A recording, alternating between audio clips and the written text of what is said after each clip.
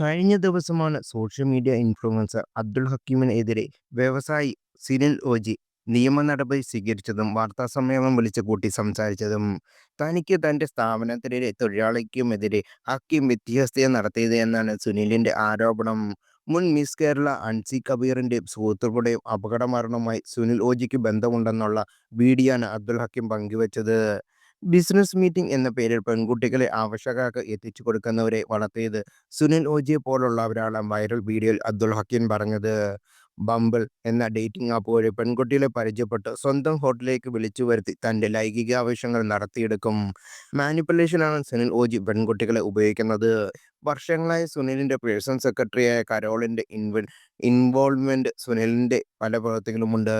സുനിലിന്റെ social media handle ചെയ്യുന്നതും കരോളാണ് എന്നാണ് അബ്ദുൽ ഹക്കീം പറഞ്ഞത്.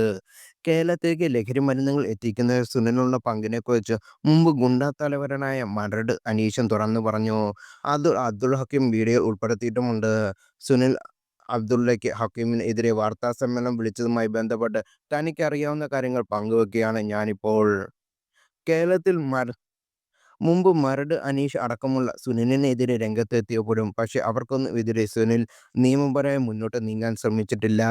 എൻ്റെ കാസ്റ്റിലെ അബ്ദുൾ ഹക്കീം സുനിൽ ഓജിയെക്കുറിച്ച് പറഞ്ഞത് കുറച്ചധികം കാലങ്ങളായി മലയാള സിനിമാ ഫീൽഡിലും രാഷ്ട്രീയക്കാർക്കിടയിലും ഇവിടുത്തെ ന്യൂസ് ചാനൽ റിപ്പോർട്ടേഴ്സിനും ഇടയിലുമൊക്കെ കുറച്ച് അധികം വിവരങ്ങൾ 1% മാത്രമാണ്.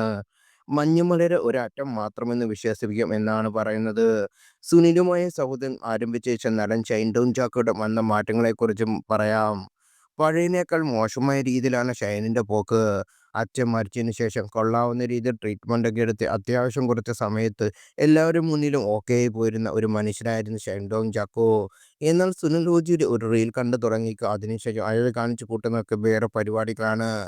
പഴയതിനേക്കാൾ മോശമായ രീതിയിലേക്കാണ് ആ മനുഷ്യൻ പോയിക്കൊണ്ടിരിക്കുന്നത്. കൂടുതൽ എന്നെക്കൊണ്ട് സുനിൽ ഓജി പറയിപ്പിക്കരുത്. അവരുമായി കണക്റ്റ് ആവുള്ള ആളുകൾ എനിക്ക് വളരെ നന്നായി അറിയാം. സുനിലിനൊപ്പം ഷൈനുമായുള്ള റീൽ കണ്ടപ്പോൾ തന്നെ ഞാൻ സംസാരിച്ചായിരുന്നു. തൻ്റെ ഒപ്പം കൂടിയതിനു ശേഷം അയാളും പലരും ഇട്ടിട്ട് പോയി.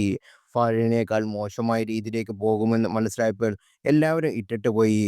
അതിലുള്ള കാര്യങ്ങൾ കാണിച്ചു തുടങ്ങി. സുനിലിന് ആളുകൾക്ക് എന്തെങ്കിലുമൊക്കെ ചെയ്തു കൊടുക്കാൻ ആഗ്രഹമുണ്ടെങ്കിൽ ആദ്യം സുനിൽ ചെയ്യേണ്ടത് ആ മനുഷ്യനെ, അതായത് ഷൈനെ അഭിനയിക്കാൻ വിടുക എന്ന് ചെയ്യേണ്ടത്. അല്ലാതെ വളം വെച്ച് കൊടുക്കരുത്. അയാൾ ഒന്ന് നന്നായി ആയിരുന്നു, പിന്നെയും തള്ളി താഴെയിടരുത് അയാളെ എന്നാണ്. രാസലഹരി ഉപയോഗിക്കാറുണ്ടെന്ന് ഷൈൻ ടോം ചാക്കോ ഒരിക്കൽ വെളിപ്പെടുത്തിയിരുന്നു. ശേഷം ലഹരിയിൽ നിന്ന് പുറത്തു കടക്കാൻ കുടുംബം അദ്ദേഹത്തെ ചികിത്സയ്ക്ക് വിധേയരാക്കിയിരുന്നു.